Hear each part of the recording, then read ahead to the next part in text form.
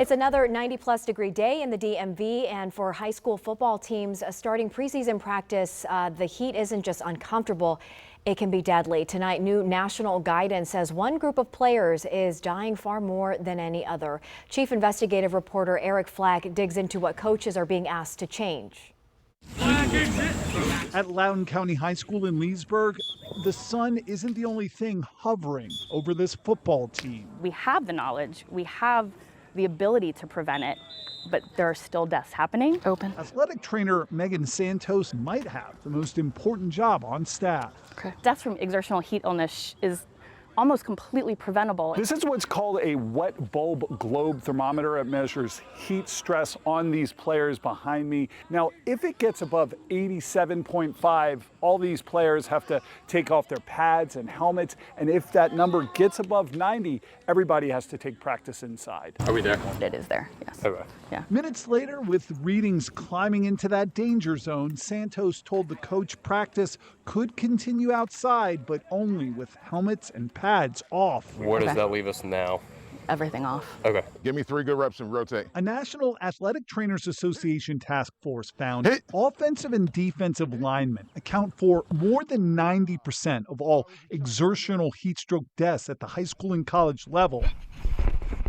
The reason? Their size. They heat up faster, they cool down slower. Former University of Oklahoma head athletic trainer Scott Anderson helped write the new recommendations already used at schools like Loudoun High.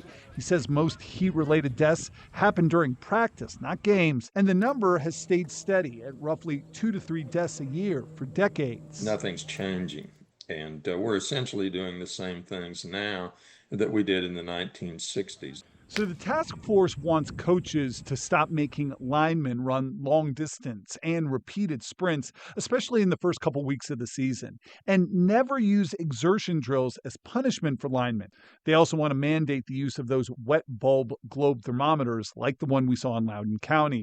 And finally, pushing for schools to be ready when something goes wrong. For Marty McNair, the increased push for prevention comes years too late. We literally went from a healthy kid Tuesday morning to literally like a liver transplant Friday morning. His son Jordan collapsed on the first day of conditioning drills at the University of Maryland in May 2018.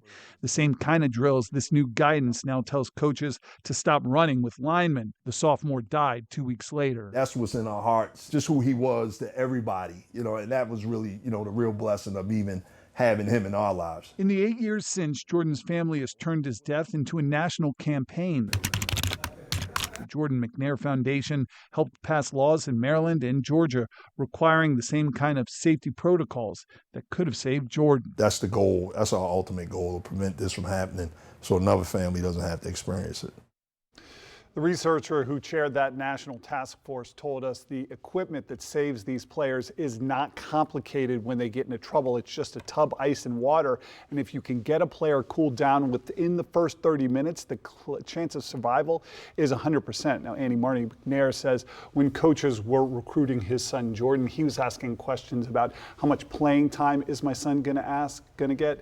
His advice to parents now is, hey, what do you have in place? What safety protocols do you have in place if something goes wrong? That's an excellent tip. I mean, I think it's one of those things that you don't really think about. That's it. Right? You don't think about it. You don't think about it. But if your child's been through that, a heat exhaustion or some dangerous situation, stuff. It is so serious. And I'll tell you one thing I didn't have time to really include in the story because of the length of it, as we talked about those final days for Jordan, a heat stroke death is a really tough death. And it's a serious thing that these athletic trainers and teams and coaches and players are dealing with. And I remember when that happened, his parents are very actively involved now in turning that creating pain a into legacy in advocacy. his name. That's right. Yeah. All right, Eric, thank you. All right, Anna.